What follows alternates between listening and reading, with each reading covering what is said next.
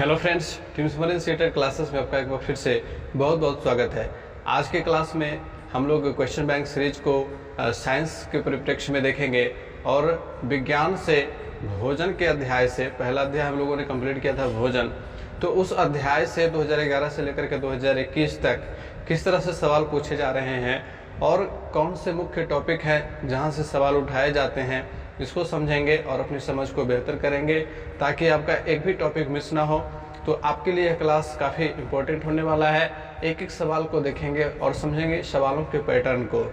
तो चलिए बढ़ेंगे क्लास की ओर। और आप जैसा कि अभी स्क्रीन पे देख रहे हो, हमारा रूटीन डेली का रूटीन है। इस रूटीन के अनुसार क्लासेस आते हैं, डेली अपलोड होते हैं।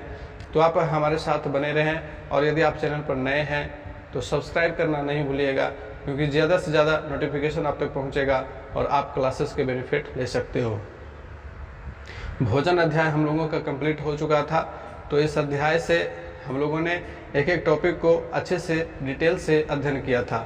और यदि आप लोगों ने उन क्लासेस को नहीं देखा है तो भोजन के ऊपर 2 पार्ट आ चुके हैं। उन क्लासेस को आप ज़रूर से ज़रूर देख लेंगे ताकि आप लोगों को सवालों के उत्तर देने में बिल्कुल भी परेशानी ना हो। तो अब बढ़ेंगे सवालों की ओर। और भोजन से अब तक जितने भी सवाल पूछे गए 2011 से लेकर के 2021 तक, उन सबको मैंने ढूंढ करके इकट्ठा किया है ताकि आप लोग उसके पैटर्न को बिल्कुल समझ सकें। तो आपके सामने पहला प्रश्न जून 2011 जो पहली परीक्षा हुई थी उससे देखिए, खाद्य पदार्थों में अधिक मात्रा में नमक और चीनी डालकर उन्हें लंबे समय तक परिरक्षित किया जा सकता है। ऐसा इसलिए क्योंकि अधिक नमक और चीनी। अब ये सवाल खाद्य परिरक्षण से है। क्लास 8 के साइंस के बुक से या क्लास 10 के साइंस को बुक आप जब डिटेल से आप उन किताबों को पढ़ोगे, साइंस के बुक को, फिजिक्स, केमिस्ट्री और बायोलॉजी, इन तीनों ही किताबों से आपका साइंस का सिलेबस पूरा कंप्लीट होता है। क्योंकि मैंने जितने भी प्रश्न को देखा है तो क्लास 10 के अगर बुक को पूरे तरीके से अच्छे से पढ़ लिया जाए, फिजिक्स, केमिस्ट्री और बायोलॉजी को, तो फिर एक भी प्रश्न छूटेगा नहीं। क्योंकि जितने भी प्रश्न हैं वे सारे प्रश्न क्लास 10 के बुक से ही मिल जाते हैं। यहाँ तक कि क्लास 8 के साइंस के बुक से भी कुछ सवाल मिलते जुलते हैं। जैसे कि आपके सामने जो स्क्रीन पर सवाल है, ये क्लास 8 के साइंस के बुक से आपको मिल जाएगा। खाद्य परिरक्षण वाले चैप्टर में नमक और चीनी से खाद्य परिरक्षण के बारे में बतलाया गया है। तो इसमें यहाँ पे देखेंगे खाद्य परिरक्षण का क्या तरीका है। तो चीनी और नमक से क्यों किया जाता है, इसके कारण सूक्ष्मजीव कोशिकाएं फट जाती हैं या के कारण सूक्ष्मजीव कोशिकाओं का आकार बदल जाता है। खाद्य पदार्थों से पानी निकाल देते हैं। सूक्ष्मजीव कोशिकाओं का जीव द्रव्य कुंचन करते हैं। तो कौन सा इसमें सही ऑप्शन होगा? तो सबसे सही ऑप्शन जो है वो ऑप्शन नंबर 4 है। यहाँ पे देखेंगे ऑप्शन नंबर 4 यहाँ पे सही होगा। तो अब बढ़ेंगे दूसरे सवाल की ओर। दूसरा सवाल है, मांसपेशियों की सुचारू क्रिया के लिए किन खनिजों की पर्याप्त मात्रा में आवश्यकता होती है? ऑप्शंस हैं आयोडीन एवं फ्लोरीन, लौह एवं आयोडीन, लौह एवं कैल्शियम, सोडियम एवं पोटेशियम। तो मांसपेशियों की सुचारू क्रिया के लिए खनिजों, कौन कौन से खनिजों की आवश्यकता होती है? तो आप लोग को मैं क्लासेस की ओर ले चलूँगा जहाँ पे हम लोगों ने डिस्कशन किया था खनिज लवण के कारण होने वाले जो दुष्प्रभाव होते हैं। तो आप देखोगे कि लोहा, कैल्शियम, सोडियम, पोटेशियम, आयोडीन, इन सभी प्रमुख खनिजों की चर्चा की गई है। तो यदि आप लोगों ने क्लास देखा है तो फिर आप आसानी से आंसर दे सकते हो, अन्यथा आप लोगों को थोड़ा सा परेशानी होगी। तो यहाँ पे कह रहा है कि मांसपेशियों की सुचारू क्रिया के लिए, तो मांसपेशियों की सुचारू क्रिया के लिए सोडियम एवं पोटेशियम की आवश्यकता होती है हमारे शरीर को। अब बढ़ेंगे अगले सवाल की ओर। और यह जनवरी 2012 से पूछा गया, आहारी रेशे क्या होते हैं? कोलेजन रेशे से बने होते हैं, प्रोटीनों से बने होते हैं, रुक्षांश भी कहलाते हैं, सेलुलोस और प्रोटीनों से बने होते हैं। तो आपको यहाँ पे देखना है कि आहारी रेशे जो होते हैं वे क्या कहलाते हैं? तो आहारी रेशे रुक्षांश भी कहलाते हैं। ये सही ऑप्शन है कि आहारी रेशे को रुक्षांश भी कहते हैं। अगला सवाल है, नीचे कुछ खाद्य पदार्थ दिए गए हैं, उबले और पीसे हुए आलू, उबले और चबाए हुए चावल, रोटी यानी कि ब्रेड का एक टुकड़ा, चीनी का घोल, नारियल का तेल। आयोडीन घोल के साथ परीक्षण करने पर उपरोक्त में से कौन से नीला काला रंग प्रदान करेंगे? अब ये सीटेट फरवरी 2014 से सवाल पूछा गया। ऑप्शन है आपके ए, बी एवं सी, ए, सी एवं ई, ए एवं सी, बी एवं डी। तो यहाँ पे स्टार्च परीक्षण की बात की जा रही है। आयोडीन के घोल के साथ हम लोग स्टार्च का परीक्षण करते हैं। तो स्टार्च किन खाद्य पदार्थों में पाया जाता है? तो स्टार्च आलू में पाया जाता है, चावल में पाया जाता है और रोटी में भी पाया जाता है, ब्रेड में भी स्टार्च पाया जाता है। तो हमारा ए, बी एवं सी ये पहला ऑप्शन सही होगा। आयोडीन के साथ स्टार्च का परीक्षण करने पर नीला और काला रंग प्रदान करता है वो। अगला सवाल है, पकाने से पूर्व चावल को पानी की अत्यधिक मात्रा से बहुत बार धोने से हो सकती है विटामिन ए की कमी, विटामिन बी की कमी, जल में घुलनशील कार्बोहाइड्रेट की कमी, सतही प्रोटीन की कमी। तो इस प्रश्न का सही जवाब आपने पकाने से पूर्व चावल को यदि अत्यधिक पानी से बहुत बार धो दिया जाए तो फिर किस विटामिन की कमी होगी? तो यहाँ पे ऑप्शन से देखें, विटामिन ई की कमी होगी क्या, विटामिन बी की कमी, या फिर जल में घुलनशील कार्बोहाइड्रेट की कमी हो जाएगी, या सतही प्रोटीन की कमी। तो इसमें विटामिन बी की कमी हो जाएगी। इसलिए चावल को पकाने से पहले बहुत ज़्यादा बार उसे पानी से नहीं धोना चाहिए, 1-2 बार धो लेना चाहिए, उससे ज़्यादा नहीं। आगे है, राधिका के मसूड़ों से अक्सर रुधिर निकलता है। रुधिर का मतलब रक्त, ब्लड निकलता है, एवं उसके घाव भरने में लंबा समय लेते हैं। उसके आहार में कौन से विटामिन की कमी है? यह मई 2016 में सवाल पूछा गया था। यहाँ पे देखें कि vitamin B1, vitamin C, vitamin D, vitamin A, किस विटामिन की कमी है?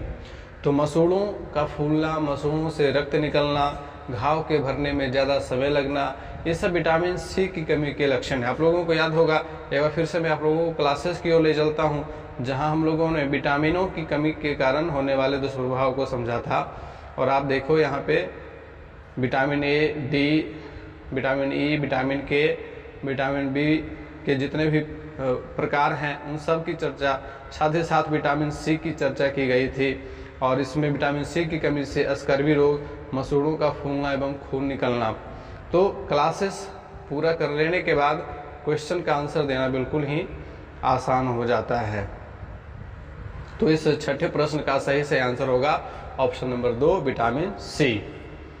अब आप देखो अगला सवाल, निम्न में से किसका उपयोग एक परिरक्षक के रूप में किया जाता है?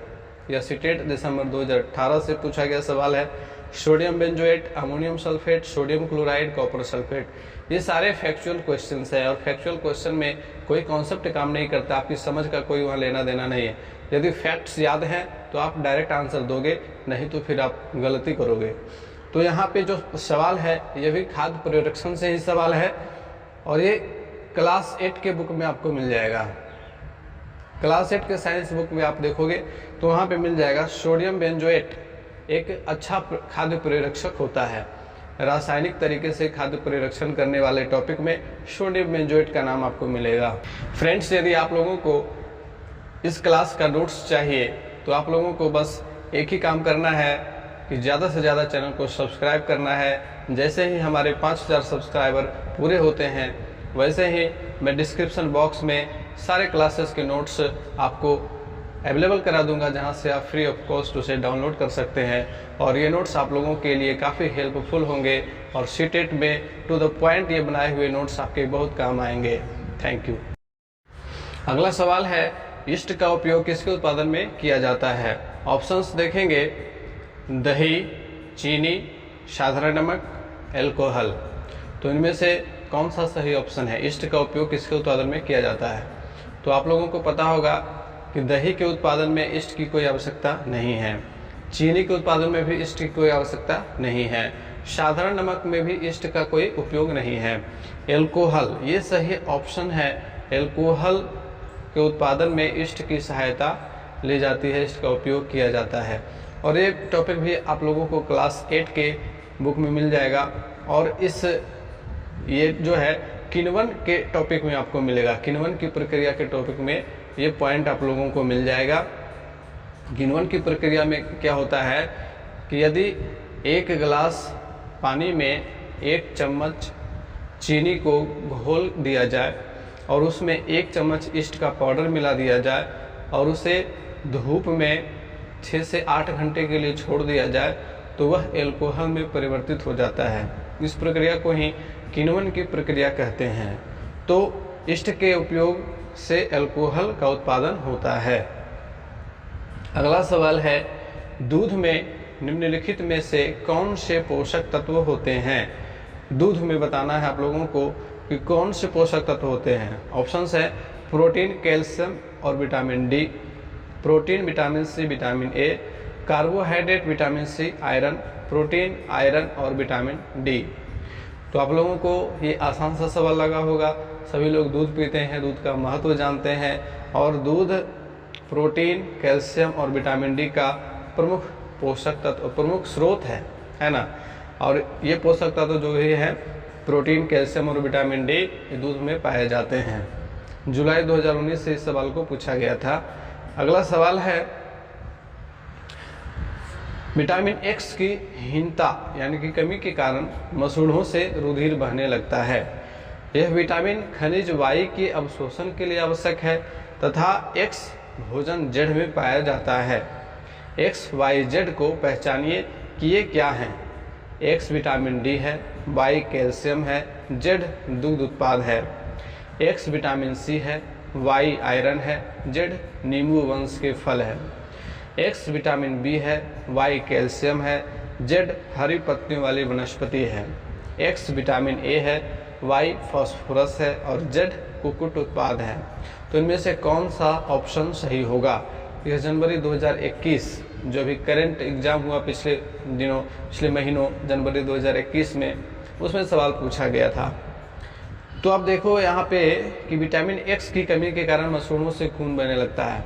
कुछ वर्ष पहले इसी तरह का सवाल पूछा गया था जिसे हम लोगों ने अभी तुरंत डिस्कस किया कि मसूड़ों से खून का बहना विटामिन सी की कमी के कारण होता है। तो ज़्यादा दिमाग नहीं लगाना है, ऑप्शन में देखेंगे कि जहाँ पे विटामिन सी मिल जाएगा हमारा आंसर वही होगा।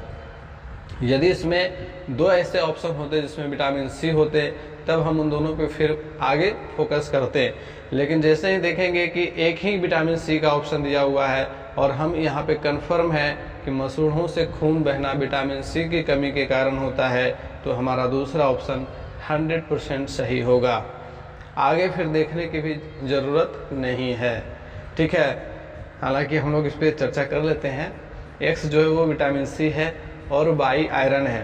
कहता है कि यह विटामिन खनिज वाई के अवशोषण के लिए आवश्यक है, यानी कि आयरन के अवशोषण के लिए विटामिन सी जरूरी होता है। और जेड, एक्स जो है भोजन जेड में पाया जाता है। तो विटामिन सी किन खाद्य पदार्थों में पाया जाता है? तो जो नींबू प्रजाति के फल होते हैं, जो भी खट्टे फल होते हैं, सिट्रिक फ्रूट्स होते हैं, उससे विटामिन सी पाया जाता है। तो हमारा दूसरा ऑप्शन बिल्कुल ही सही है, करेक्ट है। तो फ्रेंड्स 2011 से लेकर के 2021 तक इस तरह के सवाल पूछे गए हैं भोजन के अध्याय से। तो आप लोगों को ये पूरा समझ में आ गया होगा कि किस प्रकार से प्रश्न पूछे जाते हैं। तो उम्मीद है कि आप लोगों के दिमाग में स्ट्रक्चर बन गया होगा कि भोजन के टॉपिक से हमें किन किन टॉपिक्स पे ज़्यादा फोकस्ड रहना है और उन टॉपिक्स को आप लोगों को पूरी तरह से रिमेंबर कर लेना है, नोट्स बना लेना है। तो उम्मीद है कि आप लोगों को क्लास अच्छा लगा होगा।